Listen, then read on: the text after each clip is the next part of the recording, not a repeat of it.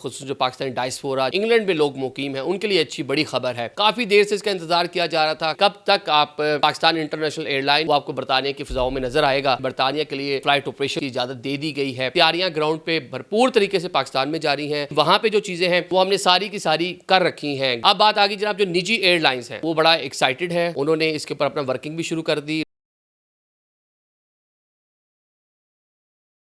अस्सलाम वालेकुम नाज़रीन, मैं हूं आदिल निज़ामी और आप देख रहे हैं मेरा डिजिटल चैनल।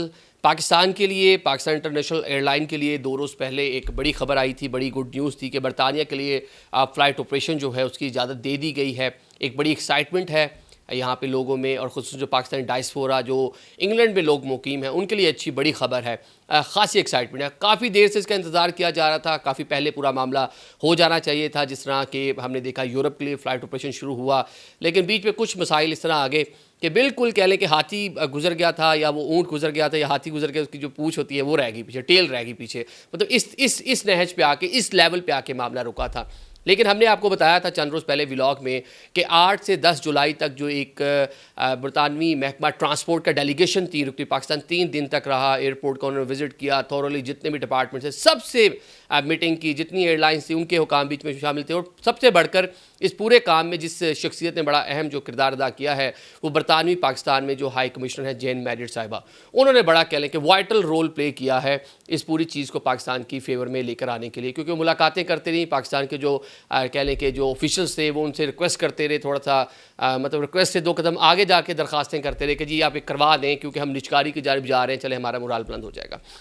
अब जनाब ये तो हो गया, लेकिन अभी भी एक कह लें कि इजाज़तनामा बाकी है। हमें जनाब सेफ्टी लिस्ट जो है उस हवाले से उससे खारिज कर दिया है, एयर सेफ्टी लिस्ट से। ये बड़ा एक अहम चीज़ थी, ये हो गया। अब कुछ और भी अप्रूवल्स अभी बाकी हैं। एक बड़ी अप्रूवल जो लेनी है जो इंग्लैंड का बरतानिया का महकमा एविएशन है, सिविल एविएशन, उसके लिए पाकिस्तान ने बाकायदा तौर पे दरख्वास्त दे दी है। लेकिन वो दरख्वास्त भी मरहला वार दी जा रही है। मैं बताता हूँ कि कब तक आप पाकिस्तान इंटरनेशनल एयरलाइन, पाकिस्तान जो नेशनल फ्लैग कैरियर है, वो आपको बरतानिया की फ़िज़ाओं में नज़र आएगा। अब पहले मरहले में जो एप्लीकेशन दी गई है वो दी गई है इस्लामाबाद से मैनचेस्टर के लिए। वैसे टारगेट भी हमने 3 सिटीज़ ही कर रखे हैं बरतानिया के, एक मैनचेस्टर है, बर्मिंघम है, लंदन का हीथ्रो एयरपोर्ट है। जो एयर ब्लू का प्लान है वो लंदन में जो एक और एयरपोर्ट है, बड़ा मुझे नाम नहीं उसका याद आ रहा, उन्होंने जनाब उसके लिए अपना जो फ़्लाइट ऑपरेशन जो उसको शुरू करना है। अब पहले मरहले में जो हमने एप्लीकेशन दे दी वो हमने दे दी इस्लामाबाद टू मैनचेस्टर।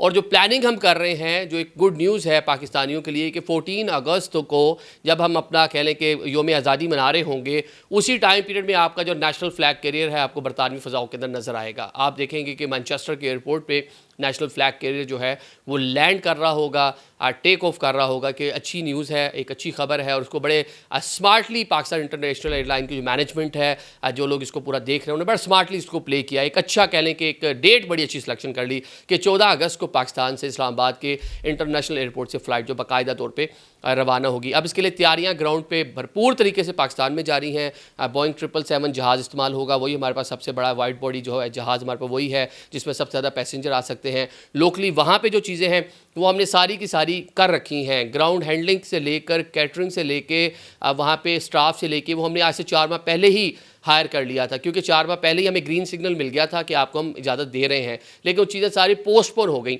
तो हमने अपने इंतजामात वहाँ पर ऑलरेडी मुकम्मल किए हुए हैं, पाकिस्तान में करना कोई मसला नहीं है। लेकिन अब जो आखिरी अप्रूवल दरकार है वो महकमा सिविल एविएशन जो बरतानिया का है उससे है। अब हमने अप्लाई कर दिया है, देखते हैं कि कितने दिन बाद वहाँ से रिस्पॉन्स आता है। इसके बाद अगले मरहले में ये शुरू करने के फ़ौरी बाद अगला जो होगा बर्मिंघम और उसके साथ लंदन का जो हीथ्रो एयरपोर्ट है, उसके लिए हम बाकायदा तौर पर यूके की जो सिविल एविएशन है उनको दरख्वास्त देंगे। अब बात आ गई जनाब जो निजी एयरलाइंस हैं, जो बाकी हमारी प्राइवेट एयरलाइंस हैं, उनमें एयर ब्लू वो बड़ा एक्साइटेड है। उन्होंने इसके ऊपर अपना वर्किंग भी शुरू कर दी। लंदन के लिए उन्होंने फ़्लाइट ऑपरेशन पर शुरू करना था, वहाँ पे उन्होंने ग्राउंड स्टाफ और सारी चीज़ें उन्होंने भी टाइमली कर ली थी। अब सिर्फ लोकल वो भी इजाज़त के लिए अब जाएंगे। और दूसरे नंबर पे एयर ब्लू अपना फ़्लाइट ऑपरेशन शुरू करेगा। एयर सियाल है, दीगर जो पाकिस्तान की एयरलाइंस हैं उनके पास भी जहाज़ हैं, लेकिन वाइड बॉडी इस तरह के बड़े जहाज़ नहीं हैं कि वहाँ तक उसको लेके जा सकें, या वो रीफ्यूलिंग के लेके रुकेंगे और फिर वो इस अपने सफ़र को आगे जारी रख सकेंगे, या फिर वाइड बॉडी जहाज़ होपफुली वो ले भी सकते हैं, मतलब एयरलाइंस है वो उसको रन कर रहे हैं, जितने एयर सियाल है, फ्लाई जिना है, दीगर जो एयरलाइन है वो इसके ऊपर काम कहने के सामने कर रही हैं।